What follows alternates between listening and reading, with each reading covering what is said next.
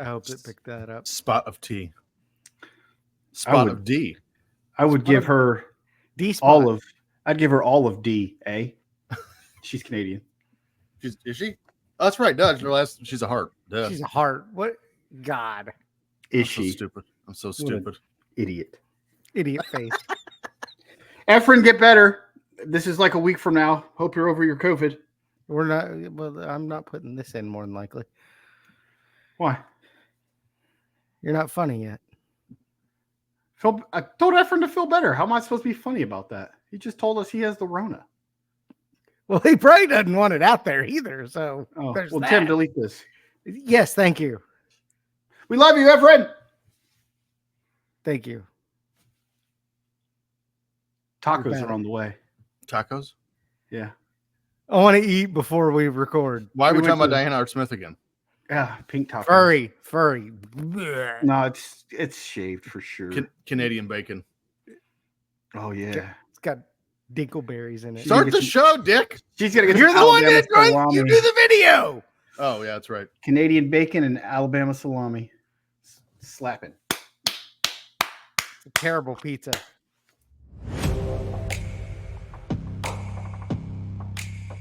Hello and welcome to the Filter Free Podcast. I am your host, TJ Stevens. Problematic. Out of my left earbud. Getting off to a banging start here. Joining me as always, Depends. Dollar Bill Dave. I touch myself. I just need to clip that. Just Dave leaning for. I touched myself. And Timmy C. Goo. Dave's is awesome, and he got a new hat, and it's hilarious. Are you drunk? Yes or no? And it's marked on the right-hand side for both. Time limit draws get my panties wet. I love it. We've covered this butt wipe on a few different occasions. Butt wipe? You don't call people butt wipe anymore? No, I'm not 7. Good news is I've limited the producer's amount to screw us over this, so we're actually going to get to sing along with the songs now. You are welcome. You got right! Oh, you're right! The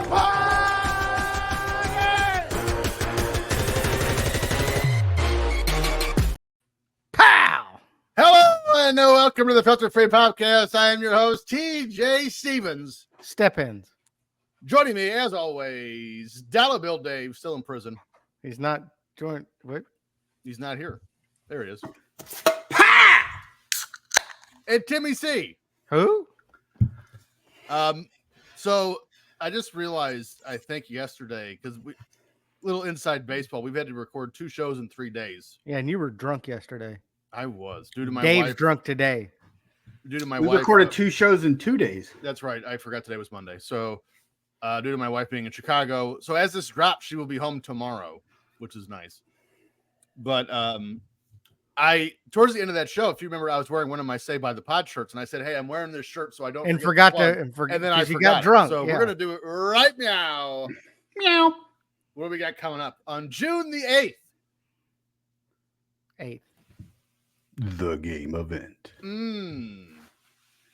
with Efren No, it's Efren and us and Jandy And Jandy.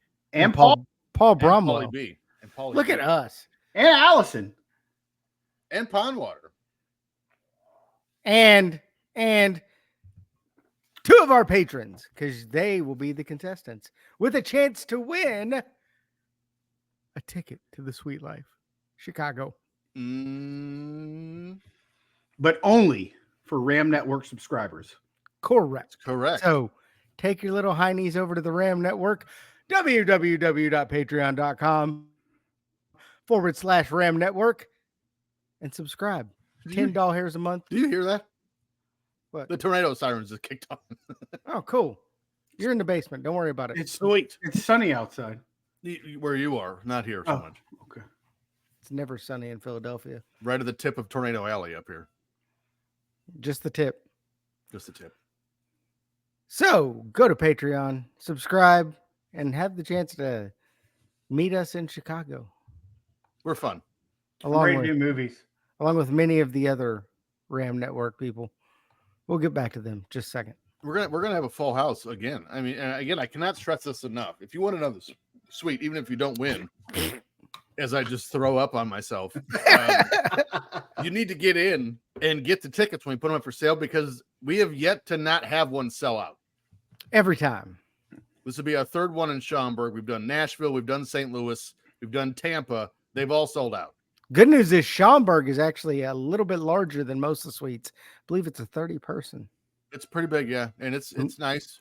And we've sold it out the 2 previous times. We don't, and also you can put your beer orders in ahead of time and pay for it, which is nice. But I don't think we did the nacho bar there last year. We did do it the year before. No, the nacho bar was in St. Louis. Right. Oh, and we did it in Nashville. That's right. We haven't done it in Schaumburg. We generally just get drunk in Schaumburg. True. I'm going. Because we can go to that restaurant by the hotel. I'm going to be drunk in Schaumburg. The Slippery Nipple, whatever it's called. Yeah, you are. I thought you weren't going. It's your birthday. I'm coming. I'm not going to the wrestling show, but I'm coming to Schaumburg. I'll be headed back on Sunday. Okay. It is my birthday. We're going to celebrate my birthday there. Birthday. Y'all should bring me a cake. We doing the Top Golfs? Brutus the Barber beefcake? Let's do it. Let's do Top Golf. Let's do it. Top Golf sounds fun. Let's do a Top Golf night. I'm getting ready to get lessons. At Top Golf? Which That seems silly. It's not. Well, TJ needs him. He got so drunk at Top Golf, he fell off the top. He fell into the net. That was Timmy. That was me. That was me. I couldn't even connect with the ball by the end of the night. And he didn't even fall off. He just walked off. I dove off. I was trying to kill myself. I missed again. Please remember to subscribe and rate this show wherever you get your podcasts. Leave a review while you're at it. I know what a fish feels like.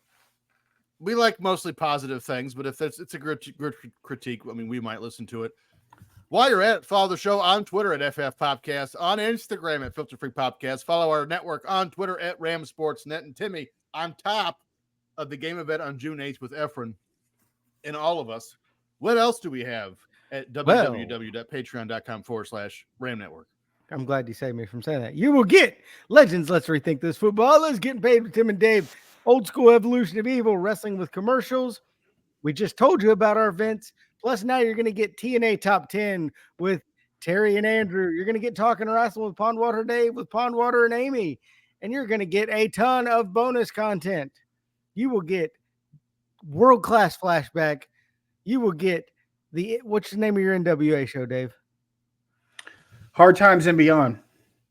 Hard Times and Beyond, about 85, 86 years of NWA. You will get the new generation with us three, usually.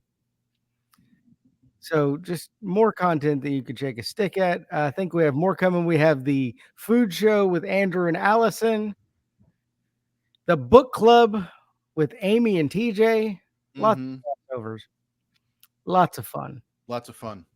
Again, June, I will be back to my schedule normal, so you'll be seeing me pop in more of these shows than I have been lately. But we have a show to do right now. So what do you say we go ahead and get started with that? Because much like here in Indiana right now with the tornado sirens going off, it was storming here at our next event. And that is, as we go back to 26th and 28th, 1996, we're going to watch Beware of Dog in Your House 8. We're not going to watch it. We already watched it. You can watch Twice it now. It was because this was actually episode 2, which there is my initial lead into the pay-per-view is the same as I did in episode 2 because I wanted to see what I was doing back then. A lot was the answer, so we cut down on that shit. But before we get to that show, let's see what was happening in your world yesterday. Let's run through some events. Filter free up first, Timmy.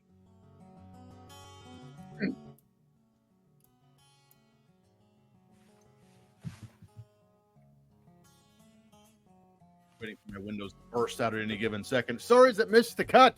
May 1st, the Miami Heat lose Game 3 of the Chicago Bulls in the first round of the NBA playoffs, making this the first time in Pat Riley's 14-year career that his team went out in the first round. Happened this year too. Pat Riley wasn't coaching, idiot face. Pat Riley? In 1996, yeah, it was. Not this year. It's still his team. He's the GM So or president or whatever. El Presidente. It's El Miami. Presidente. Why? Ew. Okay. Tiny nipples. oh Timmy. You got the old taco meat out. May 1st. Kelly Ripa marries Mark Consuelos, her future morning show co-host. Still married. She They did, made it. she did Are not they- are make they- him change his name. Are they still on TV? I don't know. I don't know the answer to that. I don't know. COVID's over. I don't get to watch that every day anymore. May 4th. Grindstone. We just talked about him last week. Wins the 122nd Kentucky Derby, the second victory for jockey Jerry Bailey. I put my nose to him. The Smelled like shit. Where did you put your nose? Churchill Downs. On Grindstone's asshole. That's what I was getting at. Not that the, too. Not the geographical location. Timmy's like, this is horse shit. Literally. Literally horseshit. Pissed me off. May 9th, Geddy Lee, the basis for Rush, is made an officer of the Order of Canada. Nobody I cares. feel like we did a story on that We did. We actually, this is the 3 already years ago. To tell you what the show it was like back then. 3 of these stories we covered in the first time we did this. Yeah, I think we covered the Heat. The Heat, Grindstone, and Geddy Lee. And we also covered this next story. May 10th, Twister, behind me.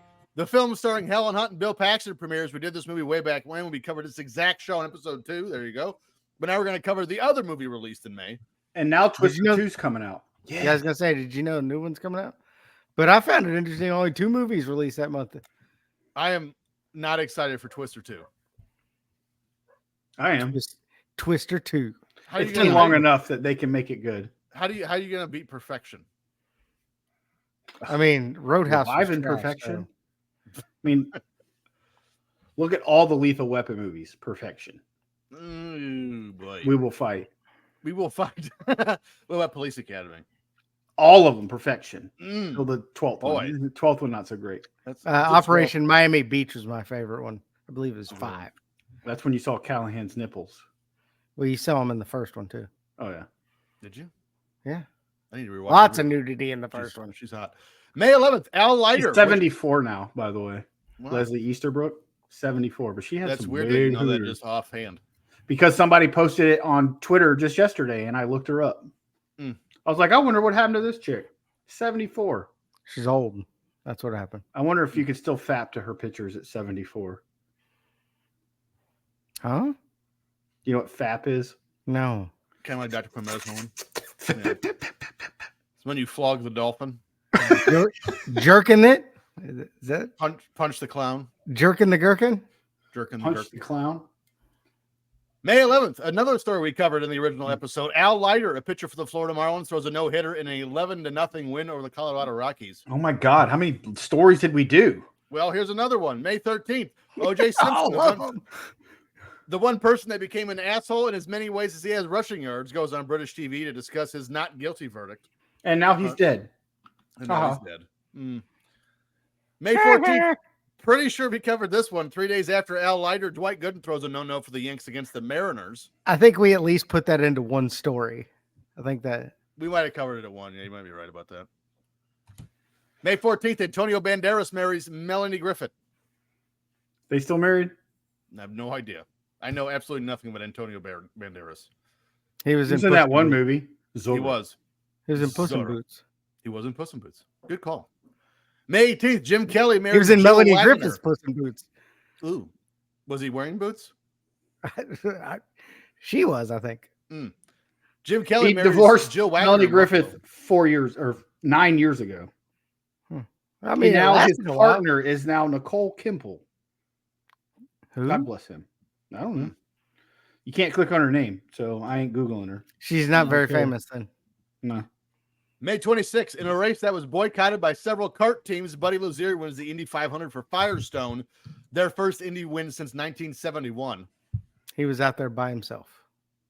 That would be fun for a while. May 30th, in a story 500 miles would get that's old. a lot. May 30th, in a story we absolutely covered the first time, Albert Bell, golf cart child manslaughter enthusiast, breaks up a double play by breaking the nose of Brewer's 5'2" second baseman Fernando Vina. With a golf cart? I mean, it'll look like it in the video. Oh my God, he trucked that little dude. Absolutely. And that guy was so mad, but he was like, "Yeah, not fucking with him." No. Yes, sir. I'll have another. But I mean, the whole infield together, maybe. No. Stories in the wheelhouse. May 6th, the body of former CIA Director William Colby is found washed ashore in southern Maryland 10 days after he disappeared. This story is kind of nuts. Here we have a man in William Colby who was the CIA Director from 1973 to 76 for both Richard Nixon and Gerald Ford, although not necessarily on purpose, and was succeeded by George H.W. Bush. He volunteered for World War II shortly after completing his first year of college at Columbia, was parachuted behind enemy lines twice, and won the Silver Star and even won accommodations in Norway, France, and Great Britain. This badass son of a bitch right here. After the war, he finished law school, and after a brief stint as a lawyer in the firm of Donovan, Leisure, Newton, and Irvine, moved to Washington, D.C. and joined the National Labor Relations Board. Then he was offered a job at the CIA through a friend and worked on spying on the Soviets and inhibited their ability to occupy other regions made their abilities to occupy other regions more difficult, I should say. This man is a real-life Captain America. So how does he end up dead? Randomly face down in a river in southern Maryland at the age of 76. On April 27th, 1996, Colby set out from his weekend home in Rockport, Maryland on a solo canoe trip. This canoe was found the following day on a sandbar in the Wicomico River, a tributary of the Potomac, about a quarter mile from his home. Colby's body was found in a marshy riverbank lying face down not far from where his canoe was found. After an autopsy, Maryland's chief medical examiner, John E. Smilyak, ruled death to be accidental. Smilyak reports that Colby was predisposed of having a heart attack or stroke from severe calcified, we're not even going to try and say that, arteriosclerosis. Articular ptosis. That's not halitosis. And Colby likely suffered a complication of his halitosis, which precipitated him into the cold water in a debilitated state, and he succumbed to the effects of hypothermia and drowned with bad breath. Colby's death triggered conspiracy theories that his death had been caused by foul play. In his 2011 documentary, The Man Nobody Knew, Colby's son Carl suggested that his father suffered from guilt over his failings as a father to one of his daughters and committed suicide. Carl's stepmother and siblings, as well as Colby's biographer, Randall Woods, criticized Carl's portrayal of Colby and rejected the allegation that the former CIA director killed himself and said that was inconsistent with his character. Let's talk about halitosis. Let's talk about his greatest accomplishment. Forget that mouth. Captain America bullshit. Rank ass breath. Cheese magnate William Colby. Colby is a semi-hard orange cheese made from cow's milk. It is claimed it was named after the city of Colby, Wisconsin, where it was first developed in 1885 and quickly became popular, but we know the real story. Derivatives include Colby Jack, a marble cheese produced by mixing Colby and Monterey Jack curds, and pinkening cheese, a style of Colby that was developed in Michigan. This dude thought of everything. No wonder he was head of the FBI. CIA, dumbass. Because of its mild flavor, Colby is seldom used for cooking. Instead, it is typically used as a table cheese in snacks, sandwiches, and salads. You boys and hear that? Charcuterie boards. You could make a table out of this cheese. It's so good. Mad respect for inventor Billy Colby. Yeah. So let me get this straight. We have Colby cheese is for poor people. We have a real life. God, what? I got a table made out of it. We have a real life story worthy of a conspiracy theory, and you're like, "Hey, let me inform the people on cheese." Y'all ever heard of Colby cheese? I would say me a semi-hard cheese. I would say I'm ashamed, but I'm not surprised. So I can't be ashamed. May 16th, Chicago Cubs legend and definite non-steroid user Sammy Sosa becomes the first Chicago Cub to ever hit 2 home runs in 1 inning. Nowadays, you can see Sammy slowly turning into Ricky Martin, but before that, he was one of the premier sluggers in the history of baseball. He and Mark McGwire, along with a bevy of other sluggers in 98, brought fans back to baseball after the strike in 94, nearly ruined the game. Sosa debuted for the Texas Rangers on June 16, 1989, and hit his first home run that season off of Roger Clemens. How's that for a little trivia tidbit? Then in July of 89, he was traded to the Chicago White Sox with pitcher Wilson Alvarez and catcher Scott Fletcher for Harold Baines and Fred Maniqua, something like that. His 2 years with the White Sox were largely forgettable, and then before the 92 season, he was traded across town to the Cubs with pitcher Ken Patterson for outfielder George Bell. In 1993, his power first came to prominence, batting .261 with 33 home runs and 93 RBI. The power continued, and the average slowly came up, but here in 96, the season after he made his first All-Star team, he batted .273 with 40 home runs and 100 driven in. He slumped again in 97, and then in 98 was his first of 3 60 home run seasons, still an MLB record. Sosa definitely had a Hall of Fame worthy career, albeit he was aided by the use of steroids, TJ. No way. No chance. No, but so was everyone else during that era, so I'll allow it. I'll allow it. Sosa retired as a 7-time All-Star, was the 98 NL MVP, and a 6-time Silver Slugger Award winner, won the NL Hank Aaron Award in 99 and the Roberto Clemente Award in 98, and was a 2-time NL home run leader and 2-time NL RBI leader. In all, Sosa retired with a career batting average of .273, had over 2,400 hits, 609 home runs, and 1,667 RBIs. Not too shabby. It's pretty good. Should it be called RBIs? Because you say RBI. I say RBIs. But I think probably it should be called RSBI. I call it RSBI. Or I say ribbies. I'm going to start saying RSBI because it runs batted in. That's stupid. I'm just going to keep saying RSBI. I'm not so sure about this steroid use, guys. On June 16, 2009, the New York Times, because no one believes them, reported that Sosa was on a list of players who had tested positive for performance-enhancing drugs in 2003 in baseball's steroid scandal. The paper stated this information had been obtained from unnamed attorneys with knowledge of Major League Baseball drug test results from 2003. That's a weird thing to study. Hey, Timmy, I already said I'll allow it. I know. I don't care. I don't know that he did it. I'm going to hash this out. Oh, he done it. Previously, Sosa sat alongside Rafael Palmeiro. Probably didn't use him either. Jose Canseco. He was a pitcher. Steroids. What would he use them for? Nice. Mark McGwire, a ginger, and they don't use steroids. They don't do drugs. At a 2005 hearing before Congress. I forgot that joke. His attorney testified on his his attorney testified on his behalf because he apparently forgot English before this trial or whatever it is here. Who can blame him? He's probably so nervous, forgets how to speak like me.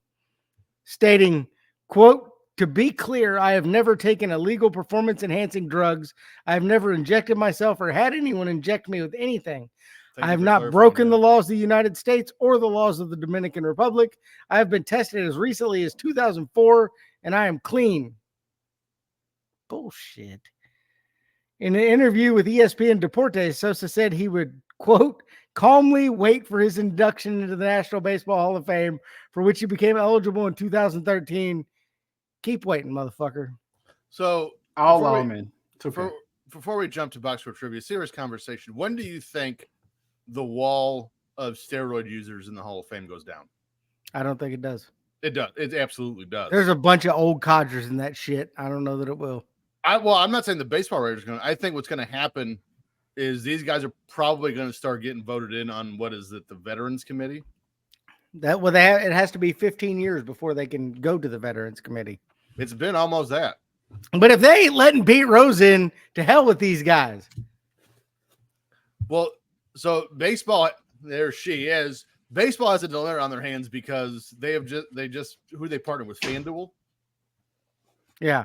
So gambling is now part of the game, but yet you're not going to let Pete Rose in. There is a sports book inside Great American Ballpark in Cincinnati. Yeah, but yet we can't let Pete Rose in the Hall of Fame. I've always had the stance that the day Pete Rose dies is the day he gets in the Hall of Fame. But what's funny is they expect us to believe that Shohei Ohtani, his interpreter, did all this betting for him. Mm-hmm. Yes. Bullshit. Stole the money. Stole $40 million from him. Bullshit. You know what else is bullshit? The score so far in Box Score Trivia. But today, I'm the greatest of all time. Turn it and wild. With a great left. Here it is.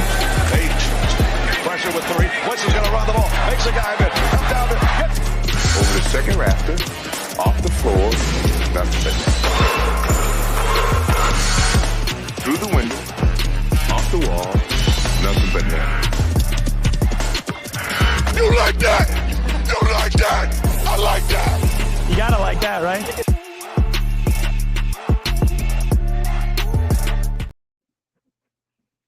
Thank you. Thank you for bringing it back, Dave. Appreciate it. Seafood. Box Score Trivia time. It is 6-1. Dave is in the lead. I think you got it wrong. He had an admission before the show started. I might have to take some points away. I cheated. Now, for those no, unintentionally. Dave's not a real cheater. He's I didn't do it on purpose. I would say let's clarify. He wasn't actively cheating. Had a web page pulled up that had all the answers on it. He accidentally listened to one of our shows from '93 from like 2 years ago, and we just happened to do baseball and was like, David Justice when he came back in. I remember that was the giveaway. I was like, Dave Justice, bullshit. So the beginning before last week, because Dave did a clean sweep, he went off 4 categories. It was 2-1. So we're going to reset the score to 2-1. It should be 4-1 because Timmy's still an idiot. I had to get one in one of them. Like, really? Timmy did. I mean, make it 3-1. 3-1. Okay, 3-1. There was at least one category. Timmy was like first guess. No. So pooping in my pants. Absolutely. So, Dave had an interesting perspective though, because he listened to that show back then. He thinks it's better when we just yell names out. When you say 1996 home run leaders, give me 6, and Timmy and I go as a team, that's when it's the funniest. Okay, so I was dying listening to that. We haven't done that in a while. Let's bring that back. I'm starting with batting average leaders. 1996. Andres Galarraga, fat ass Andres Galarraga. No. Tony Gwynn. Dave gets 1. By the way, give me 6 since that's only a good number. By the way, he was second. 350. Frank Thomas. Third. Mike Pizza. Mike Pizza. 7, 336. Barry Bonds. No. A-Rod. Led the league, 358.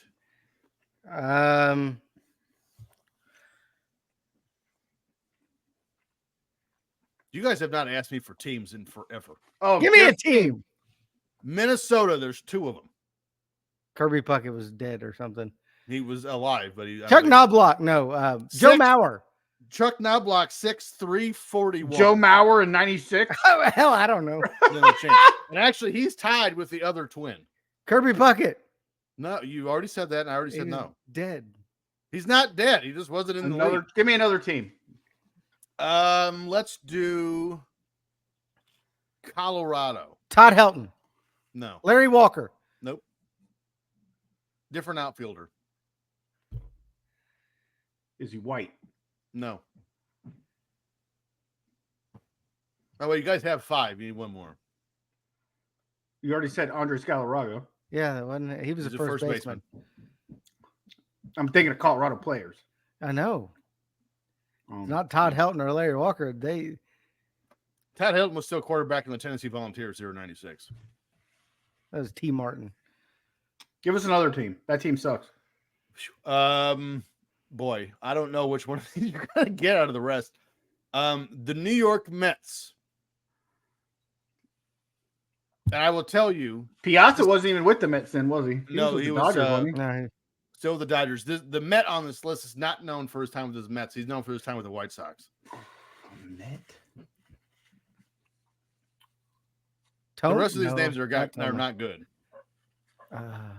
You really should focus on the other twin. He's in the Hall of Fame. Kent Herbeck? No. Good guess, though. I like that one. Dog's losing her shit. She knows the answer. Timmy, by the way, if you get one more, you tie the category. I know. A Met that was a famous White Sox. Lance Johnson? Lance Johnson, 8th, 333. The Holy category shit. is tied. Here's the rest. I don't even know of who Lance Johnson is. Oh, the Tall, skinny guy. Yeah. What was his nickname? I don't know. I don't know. Cracker Jack. 10th, Dave Nielsen of the Milwaukee Brewers, 331. Who's the other twin? 9th, you'll find out in a second. 9th, Rusty Greer of the Texas Rangers, 332. Ooh, Rusty Dick. Who the hell's that? 5th, of the Minnesota Twins, Paul Molitor, 341. All right, you should have said he was a famous brewer. I mean, you were running out of twins. You were bound to get him sooner or later. I don't even remember him ever being a twin. Really?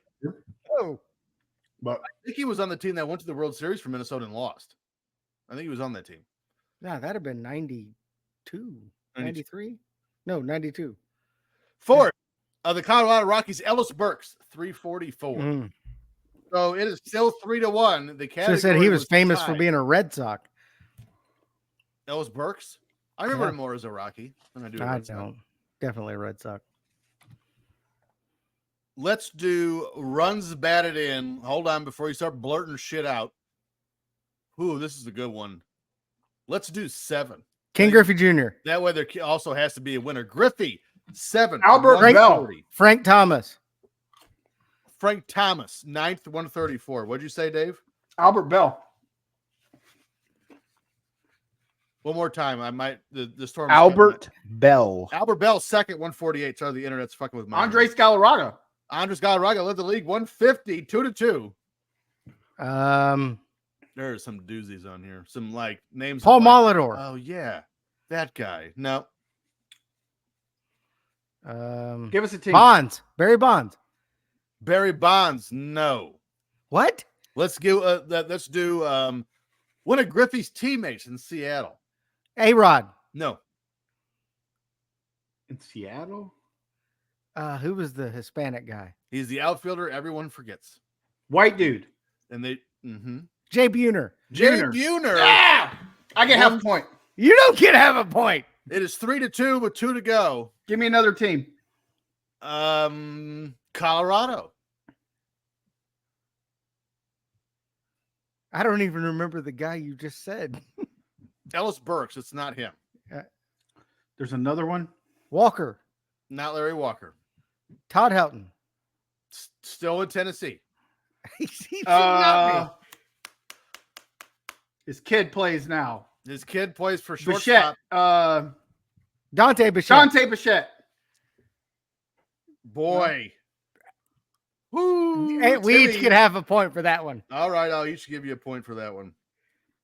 So you need one more. Give me a team. Texas. Wangan. One gone. 3rd, 144. Timmy wins the category. It is now 3-2. Here's the rest of your top 10. Intense San Diego Ken Caminiti. 130. Steroids. Oh, for sure. That dude raged all the time. 5th of the Baltimore Orioles, Rafael Palmeiro. 4th of the Boston Red Sox, Mo Vaughn, 143. Mo Vaughn. How do we forget Mo Vaughn? Because he's fat. Let's do wins. Let's go 5. Got to be a winner here. Andy Smoltz. Pettit. Andy Pettit. Andy Pettit, 2nd, 21. John Smoltz. Roger Clemens. John Smoltz. No. Roger Clemens. No. Tom Glavine. Tom Glavine. No. Greg Maddux. Greg Maddux. No. No Mike Braves. Mussina. Mike Mussina, fourth. I got one. Hideo Nomo. Tied for ninth with 16. Well Tampa Ray done. legend. Dwight Gooden. Dot Gooden, no. Give This us a is- team. This is another list full of guys you're like, oh, yeah. Florida Marlins. We've covered him before. Alex Fernandez. No. Well, actually, not the Florida Marlins, but Alex Fernandez tied for ninth with 16. Oh, is he Kevin White Sox Brown. then? There's Kevin White Brown. Sox then. Kevin Brown tied for 17. That was the Marlin. Are any Dave Reds on wins- the list? No. So Dave won that category. Is now 4-2. Here's the rest of your top 10, all tied for ninth with Alex Fernandez and Hideo Nomo. Which Reynolds is this? Shane Reynolds, Denny Nagel, Al Leiter. Is that Bobby Witt? Was Yes. Nagel not a Red then? It says 2 teams, so this might have been the year he got traded. Ah, damn it. And Ken Hill tied for 6th with Kevin Brown, Charles Nagy, and Kevin Ritz. 5th, Andy Bennis. 3rd, San Diego Padres legend. Shit, Pat Hankin was 3rd. Which one of you guys said John Smoltz? Me? That was correct. He led the league with 24. How do you miss him? He's the top of the damn list. I don't know. We need a new sports host. This guy sucks. After 3 years, this guy's terrible. All right, you know where we're going now. Saves. Let's do 3. Rod Beck. My internet goes out right when Dave blurts out an answer. So what was that one again? Rod Beck. Rod Beck. Tied for 10th with 35. Tom Hankey. No. Thigpen. Rivera. One more time. Fernandez.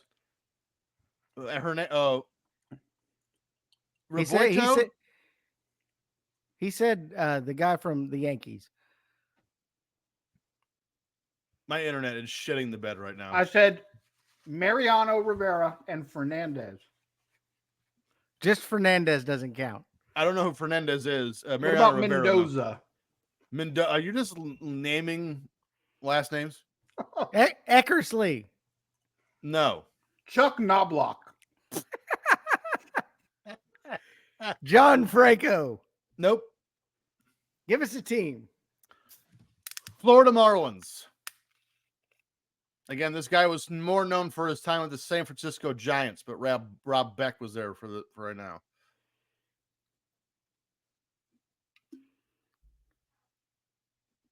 Atlee Hammaker. I don't even know who that is. San Diego. Oh, Tony Trevor Gwynn. Hoffman. Trevor Hoffman, 4th, 42. John Rocker. No. We need one more. Next one wins the category. Give us team. New York Yankees. And it wasn't Mariano Rivera? Nope, before. Fernando Valenzuela. Oh, who was it? White guy. I can see him. I love that you guys, that's your first clue to yourselves. Yes. Seems a little racist. He was white. Here, let's do this. New York Yankees, Cleveland Angels. One arm. God. Abbott was a starting pitcher. Yeah, Jim I know, Adams but was maybe starter. he changed. He didn't. Frank Drebin. I don't know who that is. Reggie, Frank Drebin from Naked Gun? Never heard of Yeah. her. Jack doesn't know either. He's very upset. Cincinnati Reds. Danny Graves? Nope. Pete Rose. No. Denny Nagel? He No, he was he won him literally just in the wins category. They were really bad the first 8 He innings. saved 41 games and somehow won 19. They won a lot of games in the 10th. but he still didn't get an ERA title. Reds. I'm drawing a blank. Saves ain't my bag. I don't. Atlanta's on this list as well before Rocker. Who was the guy before Rocker? The Dodgers. Chicago White Sox. I accidentally said his name earlier because I thought you said it. Frank Thomas. Montreal's on here. You're not going to get him, though. I wouldn't get him. This is gonna be a draw. I can't think of anyone. Got nothing. Tied for 10th with Rob Beck of the Florida Marlins, future San Francisco Giants legend Rob Nen. Tied for 8th, Troy Percival and Ken Rojas. Don't know either of them. Rojas. Excuse me. You don't know Troy Percival? Nope. What the shit? I think he's in the Hall of Fame. 7th, Roberto Hernandez of Chicago White Sox with 38. El Duque. No, wrong one. Whatever. Tied for 5th, Jose Mesa and Mark Wohlers. That's the Brave Wohlers. Yep. 3rd, John Wetland of the New York Yankees. That's who I was thinking of. And Big, tied for tall, 1st, goofy looking son, bitch. Todd Worrell of the Dodgers and Jeff Brantley of the Cincinnati. Todd Worrell was still around. Oh yeah. How old was he in '96? He was a rookie in like '85. So he was 30. So, wow, 10 years. How atrocious. Well, he's a relief pitcher. They tend to not. I mean, with the exception of the A guy lot of from the Yankees, they don't last that long. Todd Fernando Rodney, the greatest closer of all time. Tampa Bay Rays 37. legend. 37 in 1996. See, That's it. Yeah, that's it. 37 in baseball. Bitch, you were 37 like 15 years ago. 22 years ago. Leave me alone. You're 60? Something like that. 59. I won't be 60 June 5th. Good for you. Look No great. wonder you were so good at 1969 sports trivia. Right? I don't remember that one going well, actually. It did not. That's why it was 2-1 leading into week 3. Well, at the end of the month, it is 4-2. Dave over Tim again. Let's move on. May 24th, one of the more Did you say Mo Vaughn? John Smoltroy chat my ass. One of the more underrated comedy movies of the 1990s, Spy Hard, starring Leslie Nielsen, is released. Out of the gate, the tagline for this film was all the action, all the women, half the intelligence. It's fantastic. Then Dick Steele's secret agent call sign was WD-40. Also fantastic. That's slick. It's very slick. No, his name was Dick. Slick Dick Steele, WD-40. We should make a movie.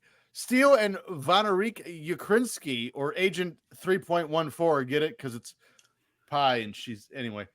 The evil General Rancor is attempting to take over the world, and it's up to WD-40 and Agent 3.14 to stop him. By the way, General Rancor, the evil general, was played by lifelong good guy Andy Griffin. The movie also starred and had cameos from Nicolette Sheridan, Marcia Gay Harden. How's that for a callback? It's Marcia. It's Marcia. Marcia. Definitely spelled Marcia. Ray Charles, Hulk Hogan, Roger Clinton, Mr. T, Alex Trebek, Curtis Armstrong, a.k.a. Booger from Revenge of the Nerds, and Weird Al Yankovic, who played himself. The film's opening theme was sang by Weird Al and was a spoof of the James Bond film, specifically 1965's Thunderball. According to Legend of Thunderball, Tom Jones held the last note of the song so long that he passed out. So in Weird Al's version, he held the note long enough that his head exploded. On opening weekend, the film was 3rd in box office, $10.4 million, behind Twister and Mission Impossible. Timmy, I'll pay 1 month of your mortgage if you hold a note so long you pass out. Nope. It's concrete down here. I'm not. I'm 59. I'll die. That's true. Timmy's just going to die. Tom Jones was like 103 here. Not when he sang it. All right. Tom 1965. Jones sang it for Thunderball in 1965. Yeah, when he was like 79, 28. With a production budget of only 18 million, Spy Hard grossed more than 84 million at the box office, showing that Leslie Nielsen was still a hit in theaters. Seen this movie in the box office. Never seen it. In the theaters. Never seen it. You never seen Spy Hard? Oh my god. Maybe we should do a Spy Hard watch along on the Patreon. So now we got to watch Breakfast Club and Spy Hard. Yeah. Now I couldn't be further apart on the spectrum. Now we need to come up with a movie that I've seen that you guys have not. Gone with the Wind, apparently, because you're old. That's That's Timmy. me. No, but TJ likes all the old shit. Like from Ben Grindstone? Hur. Oh, have you guys seen The Golden Child? Yeah. Everybody's seen The Golden Child. Damn it. I'm out of movies. On Rotten Tomatoes, Spy Hard holds an approval rating of 7%. Bullshit. Ooh. Based on 41 reviews with an average rating of 3.6 out of 10. The site's critical consensus states Leslie Nielsen's comic gifts are undisputed, but Spy Hard's lazy script and slapdash direction failed to take advantage of them. Now, here's where it gets good, TJ. Okay. In the decades since its initial release, director Rick Friedberg has spoken at length about his unhappy experience on the film, alleging rampant interference on the part of Disney that led to an eviscerated final product. A major point of contention during production was Spy Hard's target audience. While Disney insisted that Spy Hard appeal to a wide demographic as possible, with a particular emphasis on children, Friedberg maintained that their core demographic was males in their early to late teens. Friedberg was forced to cut or rewrite entire set pieces if Disney deemed them too sophisticated for young audiences. So we're dumb. Recalling his exchanges with Disney executives, Friedberg said the primary thing they did, which is the most painful, was that they cut all of the good dialogue and all of the story. I said, no matter how funny this is, no matter what it parodies, it has to have a storyline. They said nobody gives a shit about the story. All they care about is jokes. This was 96, not now. 90. This is him talking later on. Because this late is in production now. Late in production, with the film one day behind schedule, Friedberg claims Disney removed him as director and hired a replacement to conduct reshoots. Pretty sure his name's Friedberg. Well, it's Friedberg because Friedberg is spelled with 6 E's. Now, unofficially working in a consultant capacity, Friedberg was sent the daily reshoots, which he said were all terrible. Final editing on Spy Hard occurred without Friedberg's involvement. Following advice from Naked Gun co-screenwriter Jim Abrams, Disney was determined to bring Spy Hard in at a lean 84-minute running time. That's short. It's like a sitcom. Friedberg says Disney refused to budge from this number and made extensive cuts to his 96-minute original version, resulting in continuity errors and a lack of narrative comprehension. Sorry, what errors? Continuity. Continuity. Continuity. Continuity. Interpolate. I've been drinking and eating tacos. Give me a break. You also look sunburned. So Well, he that's can't it. read and he's farting a lot. Okay, we got it. Continuity. Continuity. I'm a fucking idiot. Holy shit. I was reading that too fast. All right. Continuity errors and a lack of narrative comprehension. The running time for Spy Hard's eventual theatrical release before closing credits, 77 minutes. Jesus. So they were like 84 minutes, including the credits. Yeah. I'm sweating. I'm laughing so fucking hard. Leslie Nielsen in the film plays Dick Steele at the ages of 37 and 52. Nielsen was 69 at the time of filming.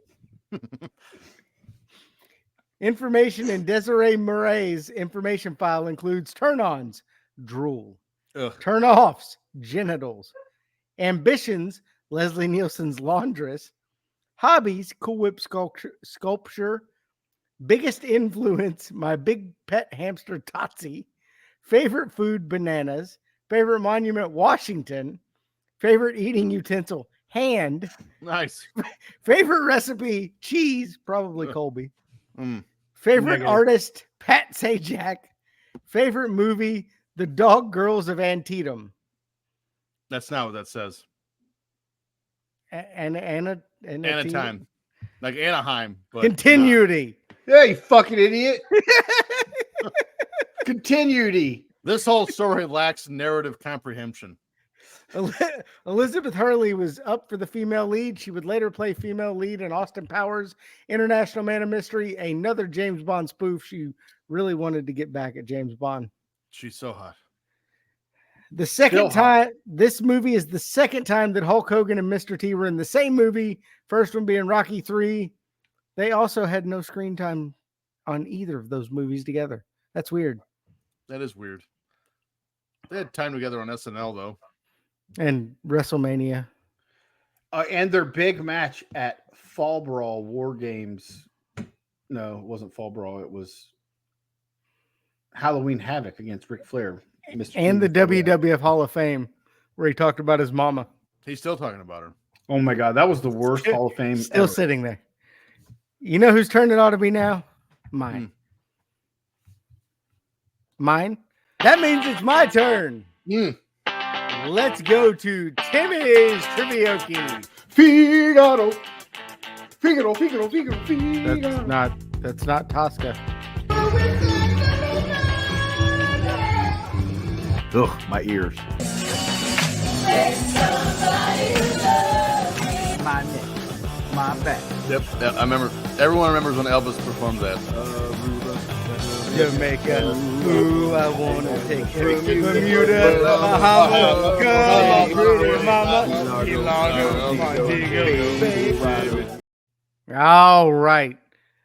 So, because last week was so terrible, I dumbed this down to where I hope even you guys can get it. See, every time you say that, we do worse. Yeah, I'm concerned. Well, stop picking shitty songs no one's ever heard of. That's a great point. You should just stop doing that. They're in the top 100. Stupid What do you songs. mean no one's ever heard of them? They're in the Hot 100. Every one of them. Not your mom. Means they were a pop 1993 hit. Bon Jovi. Get out of here with that. Yeah, everybody knows. There 90s was Bon a Jovi movie made based on that song called and it was Bed not of Roses. and no one seen it. It's true. Everything is true.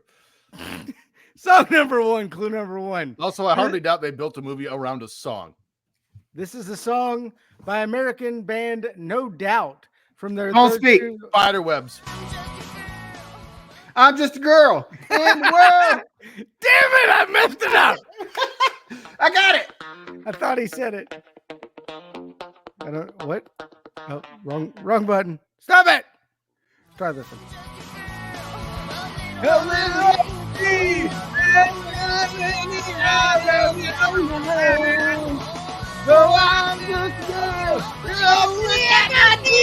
Don't let me have any rights. Wow.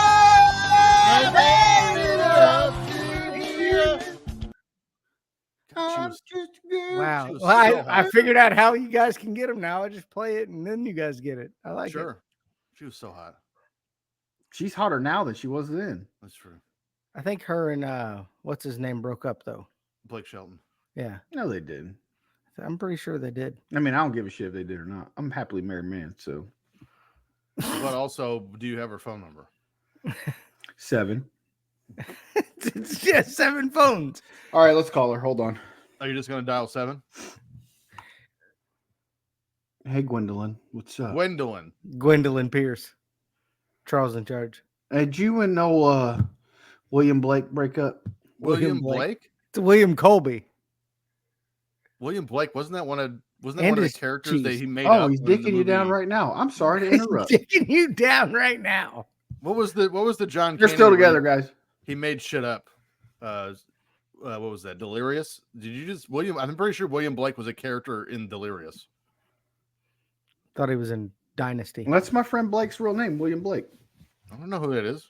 Shelton. All right, song number 2. Clue number 1. This is a song by American rock band Goo Goo Dolls. It was released September 95 as the 3rd single from their 5th studio album, A Boy Named a Goo Goo. Penis pump. No. I know no Goo Goo Dolls. What? That ain't my kind of shit. I think I just listened to one of their songs on the way home, and I Don't worry. I've got you the last clue. Goo. Clue number 2. Although the Goo Goo Dolls were considered an alternative group, which, by the way, they rock in concert. Prior to the single's Doubt it. release, this crossed over to pop and adult contemporary radio, greatly increasing the band's fan base. I'm bringing Goo Goo back. Yeah. Listen, Dave. Clue number 3, in her book, The Kennedy Chronicles, former MTV VJ Kennedy claimed the song was actually about her complicated relationship with Johnny Resnick, with the lyrics referring to their time together and her full name being a secret to most. Complicated? I don't know who the fuck Kennedy is. Kennedy! All the things I never knew their I know the names. song. I don't know the words. I don't know your No name. one, that's a shit. I hate y'all. Fucking I won't I'm tell so him tired of your y'all. name. Y'all were children in 96. You knew nothing. I was Kennedy's 11. a whore. But I know the song. I don't know the words. It's called was also- Name. It's called Name. That was also not the song I was listening to in the truck on the way home. Would you probably listen to like Iris or something like that? Who's Iris? Is that Kennedy's friend? By the way, the Goo Goo was Dolls Iris. also had a song on the soundtrack for Twister. It was called Long Way Down. Never seen it. Twister You ever 2. seen Twister? Not Twister 2. Twister 2, Titty Twister. Both of them. I've seen Twister. That movie's awesome. I have no faith in this last song for you either. Great- But speaking great of start. Gwen Stefani, This will be the one we get. this is her ex-boyfriend. Gavin Rosdale from Incubus. Or whatever. Gavin Rosdale was Bush. Oh, yeah. Thank you. Same thing. They both. Song number 3, clue number 1. This is a song by English rock band Bush, I wonder if she has Bush. released on April 9th, 1996. It's Okay. the 5th and final single from their 1994 debut album, 16 Stone. Hi, Gwendolyn. It's Dave again. You have Hardwood or Bush? Oh my God, let's not play that game again. That was a short-lived segment on the show that lasted like 2 episodes. Clue Hardwood. number 2. This is one of the 2 Bush songs that were featured in the film Fear. Let me in the fucking house. Mark Wahlberg. Yeah, I love that movie. Yeah, it was With, one of the. It was the Bush song With Reese Main one. Witherspoon. Yes, correct. Save tonight. That's Eagle Eye Cherry. Oh, Save tonight. That's Clue a number way better 3. Come to Since break you guys are up nerds, my this was the soul official theme tomorrow. song for AEW's 2023 pay-per-view All In. song. Like I watched that shit. was Barbie there. Girl. I didn't watch it on pay-per-view.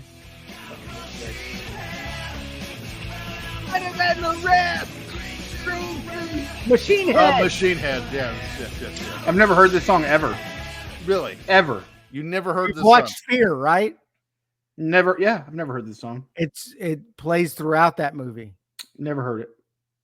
I was chewing on popcorn. Couldn't hear. Mm. It was getting a handy from the local Handy. Gwendolyn. Handy from Jandy. Y'all On seen that. camera.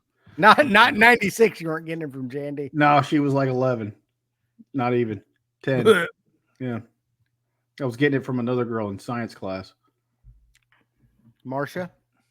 Marcia. Hey, Marcia. It was Marcia. Marcia. Old Gertrude. Gwendolyn. Hit my clip. I feel like something should be happening right now. It should be. Yeah, hit my fucking clip. Oh, Now it's time for Dave's Fave. Have you seen it? You slip her the hot beef injection.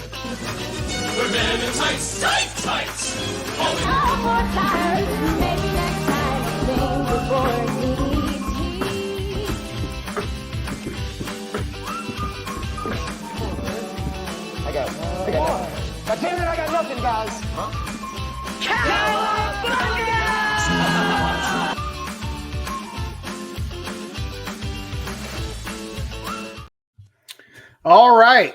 Last week of the month, Timmy leads 8-6, but his songs were absolute horse shit. So it's now TJ 10, Timmy 8. 3 movies this week. I had Mission Impossible on here, but had to take it off because TJ said something about it earlier, and that was just a dead giveaway. yeah, 3 'cause movies. you got that one. 3 movies. Here we go. With an unknown budget. Oh, geez. Great start. Our first movie this week grossed just over $8 million in the box office. Could be good. I have no idea. With $8 this million cast, is not good. with this cast, it did not make money. This is an American sports comedy film. The boxing champ's promoter thinks change is needed.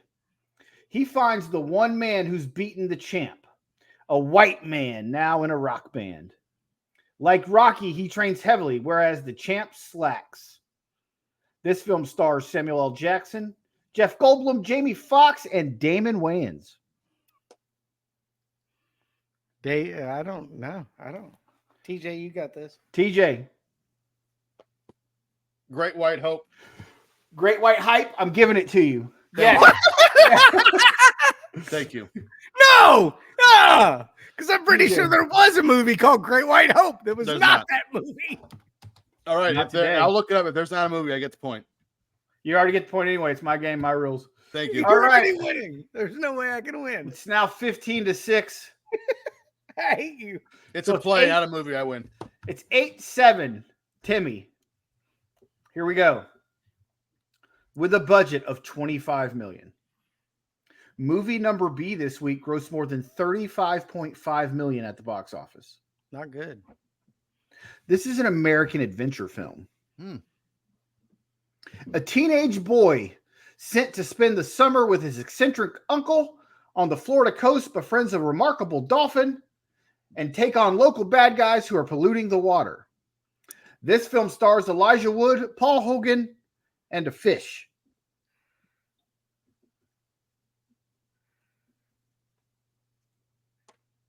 TJ. I got nothing. Flipper. Yes, TJ Flipper. We're legit tied. 8-8. It's either going to be that or Dan Marino. It's only All two right, Dolphin I don't movies. want to hear shit about my songs when you pulled the Great White Hype and fucking Flipper. There was nothing this month because we've talked about it. All of the shit. Yeah, TJ took all the good. You took all the good ones. Yeah, Mission Impossible was the one movie we didn't discuss. I Twister. took all of them. Twister. He took it. I know. All right, here we go. Our last movie. Will we have a winner?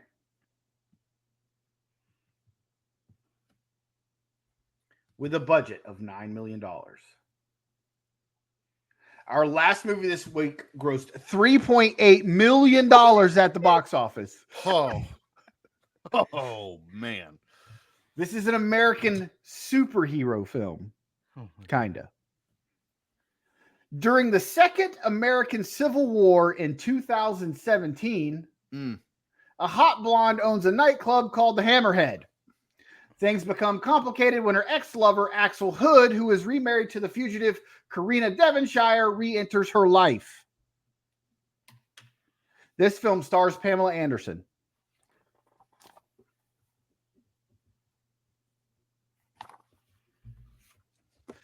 Timmy C.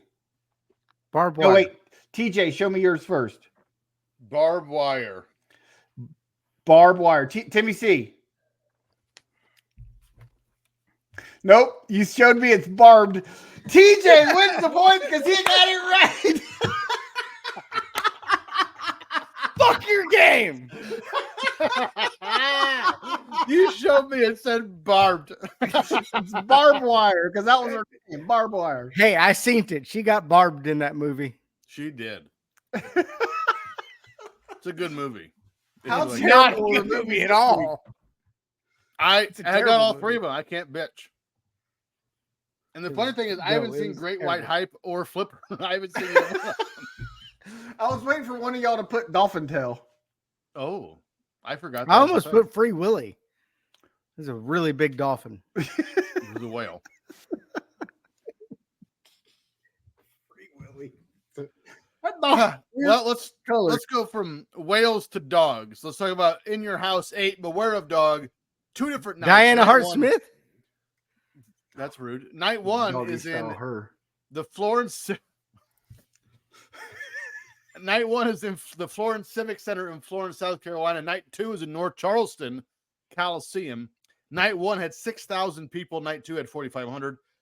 Your announcers for night one were Jerry Lawler and Vince McMahon, and night two was Jim Ross and Mr. Perfect. How's that for a tandem? Where the So hell all- were they at though? Why did they have to switch announcers? I don't know. Good question. Dumb. So all of this pre-work here that I'm getting ready to do for the show, this the intro I gave from episode 2 for this I'm pay-per-view. glad you stopped doing this. I wish you wouldn't do it this time. Forever. So this is the 8th edition of the In Your House series of pay-per-views by the WWF, which they were offering as pay-per-view shows in between the Big Five, the Royal Rumble, WrestleMania, King of the Ring, SummerSlam, and Survivor Series. These shows were shorter in time at generally 2 hours and were also offered at a discounted price compared to the aforementioned Big Five. This show was also the first show without Diesel and Razor Ramon as they headed to WCW during this time after the infamous curtain call at a Madison Square Garden house show on May 19th. In fact, Hall would debut on WCW's Monday Nitro the following Monday after night 1 of this show during Mike Enos versus the Mauler Steve Dahl in Macon, Georgia. The rest, as they say, is history. WWF is in flux, especially at the top, as they try to create new main event stars to usurp Diesel and Razor, and we'd even get a fake version of both characters portrayed by Glenn Jacobs as Diesel and Rick Bogner as Razor, as they are brought in by a heel version of Jim Ross that no one has ever been able to explain why any of this happened. We start the show with a recap of the story between Shawn Michaels and the British Bulldog. Here in 96, Bulldog has turned heel and teamed up with Jim Cornette, and they're accusing HBK of being a womanizer and chasing after Diana Hart Smith. Oh, Jesus, Dave. This is that damn Diana Hart Smith pay-per-view. I hate you. Hate you. This Fucking is the it's She's a funny babe. until we redid StreamYard and got all new, like we had that picture of her naked and draped in the UK Naked. flag forever, and now it's not up Gross. here. Match 1, Triple UK H. flag still has nightmares from that. Oh, Triple H with Miss Lady, I never found her name, takes on Wildman Mark Merrow with Sable. Sable was once the valet of Triple H. Matter of fact, is at WrestleMania, but she has since joined Mark Merrow, her real life husband. No, The story Brock of the match- Lesnar's a real life husband. Well, now, not in 96. Oh, okay. That's her giving me a double handy. Gross. Dude, got she's ugly. He's got tiny hands. The story of the match is Hunter going after the arm of Mark Merrow. A lot of attacks on the arm and arm submissions. She's pretty there. She has big teeth. She looks like a horse. Wow, that's just rude. Hunter dominates the vast majority of this match. Merrow starts his comeback and it's a top rope diving sunset flip from like 3/4 of the ring away.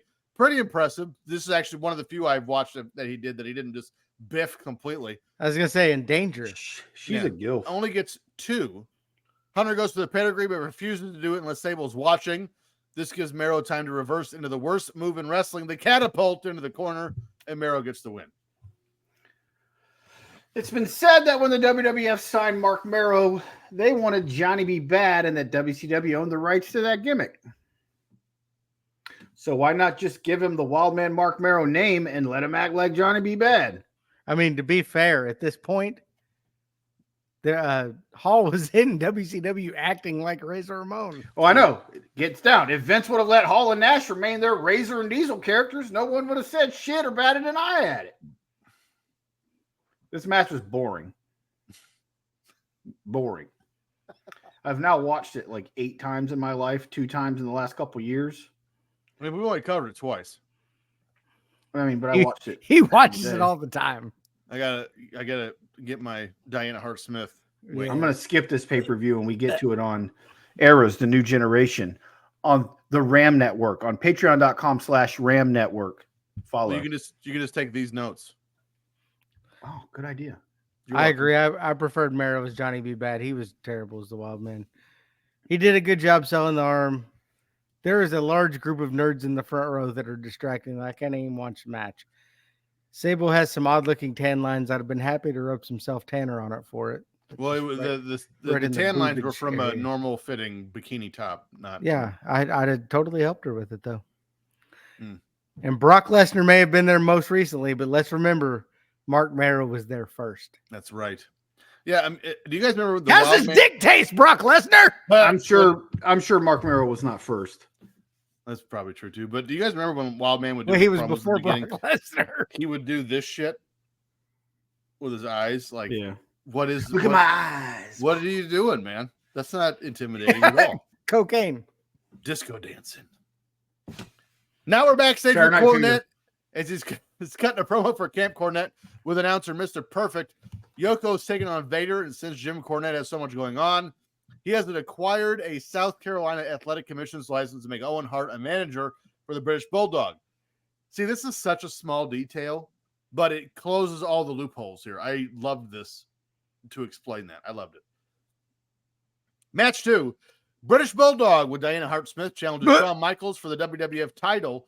Now, the reason why this match is second on the show, it actually wasn't, but on the replay, there is a hurricane-level storm going through Florence, which dropped the power out of the building, but the lights came back on for this main event. This started the wonderful rumor that WCW killed the power. It was the National Weather Service, dumbasses. Which was tremendous. Like Eric Bischoff has nothing better to do than go kill the power in Florence, South Carolina. It'd be better if it were China the bodybuilder. That would also be funny. Also, if Bulldog is now a heel, why is he still coming after the British National Anthem? Because they're heels. We beat them twice in wars. Yeah. Undefeated, bitch. We've only beat him once. We didn't twice fight him. What was the other time? The Revolutionary War and the War of 1812. Oh, look at you, nerd. We go backstage again with Shawn as he's with Jose Lothario and Doc Hendricks. And we're going to beat him in the War of 2074. I'll be 89. I don't give a shit anymore. Before the match begins, Clarence Mason informs us that Shawn Michaels is being issued a subpoena for alienating the loving marriage and some other bullshit. I didn't catch it all. None of which is a crime. No, it's not a thing. Not even in South Carolina. Nope. Or Britain. At the beginning of the match is the deck being stacked against Shawn, as well as the strength of Bulldog against the craftiness of Shawn Michaels. Deep into the match, we have a ref bump, and Shawn hits the elbow drop. He goes for Sweet Chin Music. Owen gets in the ring and takes the kick instead, giving time for Bulldog to recover. Shawn then hits the German suplex, and originally Bulldog is announced as the winner, as both men have their shoulders down. There's confusion in the ring as Diana is just standing in the aisleway like a deer in the headlights, holding the belt above her head. Gorilla Monsoon walks down, snatches it away, and gets into the ring. After some discussion, it's declared a draw. That was her sexy look. The look of Diana should have been wearing a skimpy bikini for this match. Gross. No. Should have been wearing what? A skimpy bikini. Someone should have thrown a burlap sack over her. This match, not great. Here's what Dave Meltzer wrote in the Wrestling Observer about this match. Let's just say this wasn't Michael's day. He appeared to be in a bad mood from the start. Apparently, a heckling fan got under his skin, and he was unprofessional enough about it that it hurt the match. He kept mouthing things that hurt to the point that all the ringside fans around began turning on him as well, and only made things worse.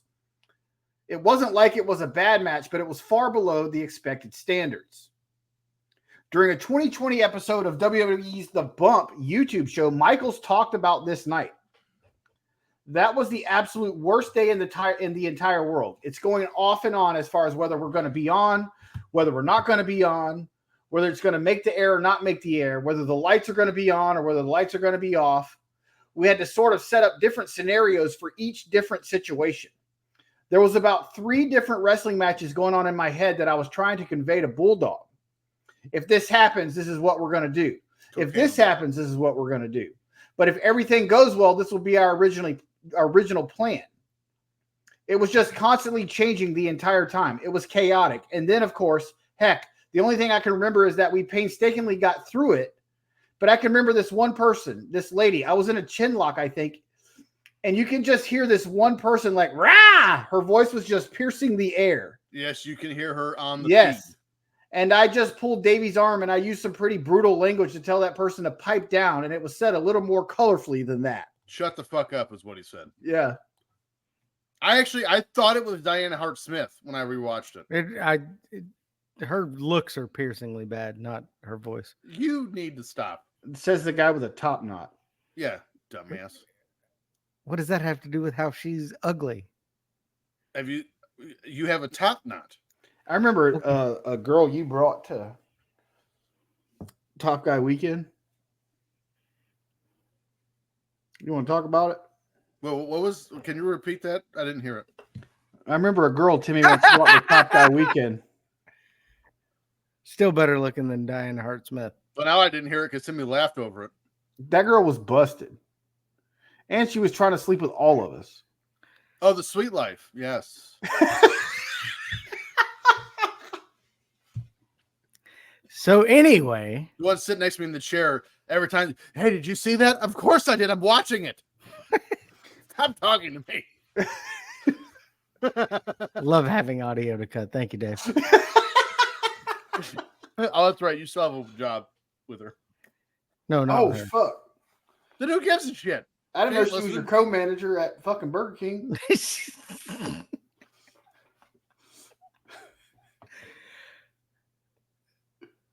They should have named this pay-per-view Beware of Diana Hart Smith.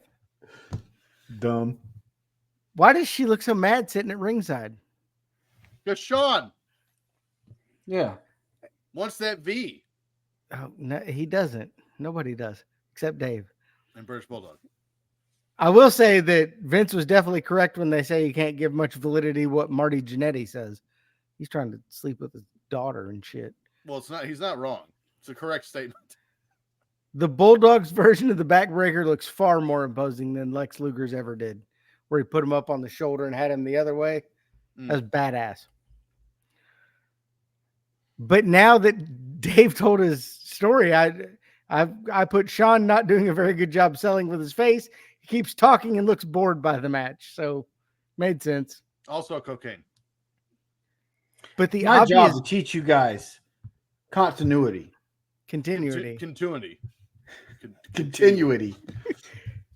But it was an obvious botch when Michaels goes rolling out of the ring because he just dove and like Davey tried to catch him, but he just fell and rolled out of the ring. Diana Hart Smith needed to shave her pits here. It was not. They weren't hairy. They were hairy. I didn't notice, They had like stubble. but I also wasn't this far away from my TV watching it, so smell-o-vision. Tim could Smells like grindstone. Tim could never get a classy lady like Diana Hart Smith. It's true. I don't do enough steroids and cocaine. Well, he did do both, didn't he? Oh, Now we're into night 2 of Beware of all Dog. of Now, them. yeah, name one. Yes. Her armpit is Now we're not in- hairy there. Now we're in Charleston, I South said Carolina. that Our night. announcers are now Jim Ross and Mr. That Perfect. is that night. That is that night. That was just before Gorilla snatched the title from her. Look at that. Clean shaven. That's standard definition. You can't tell. Smells like Suave or whatever. Smells like onions. Gross. What? I would have accepted malt vinegar because at least then it's a locality joke. But onions. Her armpits make me cry. Rub my face on him. Anyway, our announcers for night 2 are Jim Ross and Mr. Perfect. We head into the first match, which is Steve Austin with the $1 Million Man takes on Savio Vega in a Caribbean strap match. So if you remember, this match actually happened on night 1, but it was in the dark, so no one saw it. Last night on Raw, because They had to run it back. Fuck. Ted DiBiase declared that if Austin lost, DiBiase would retire. This is, of course, because DiBiase is about to join WCW in the coming weeks. This match might be one of those matches that's very good that we just don't talk about a lot. I love this match. These two beat the shit out of each other. And at the end of the match, Austin is touching the corners, but Savio is falling behind him. When Austin hits the third turnbuckle, goes for the fourth, there's a struggle. Savio flies over Austin and gets the win. DiBiase's WWE career is dead for the most part after 7 years with the company. See, this match was great. But here's the thing. Why do you have to touch the 4 ring posts to be considered the winner of the match? Because it wasn't a TNA ring with 6. You are wrestling with a leather strap attached to you and your opponent. Can't you just have a regular match where you beat the shit out of each other with a strap? Or be like the Rock and Roll Express and just never put the straps on, but have a strap match. But see, here's the thing. The strap was so big, you could just run to the corner and touch it. But no, they're acting like, oh, I got to drag you. 10 feet. They could literally go touch the shit and be done. No, it was only a 10-foot strap, they said. You lock up in the middle of the ring, you can touch any 4 of those fucking corners. Just run. Just run. Now I'm picturing them just running. That would have been a better one if they both just went opposite directions And caught each other like, like 2 dogs with dislocate each other's shoulders and just lay there. we didn't lay this match out very well. Man, Stone Cold could move back then, though. He hadn't been dropped on his head. His selling here was he unreal. was flopping around. It was awesome. They find some really creative ways to do false finishes. I like it. But the old lady in the front row really enjoyed when Stone Cold missed that move. She got to pat Savio's ass, and she was 80 years old if she was a day, and just whack, tap, tap, tap. Great finish.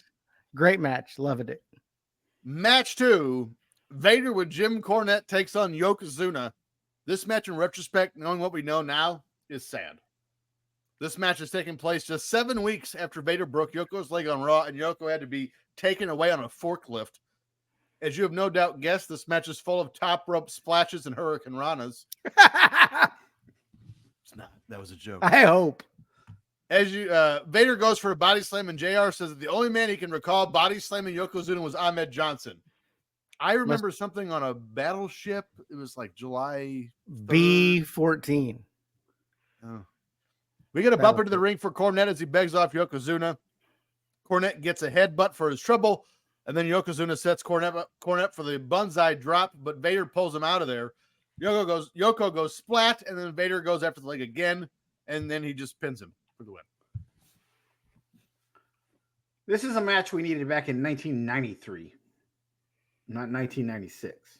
Correct. 3 years later, both of these guys too big and couldn't move for shit. And it was actually pretty sad to watch because Yokozuna was done at SummerSlam. He was a gigantic. He was dead in heel. 99. Yeah. He was huge. Stupid. Yeah. I think they announced him at 641. Which is probably being generous. Yeah.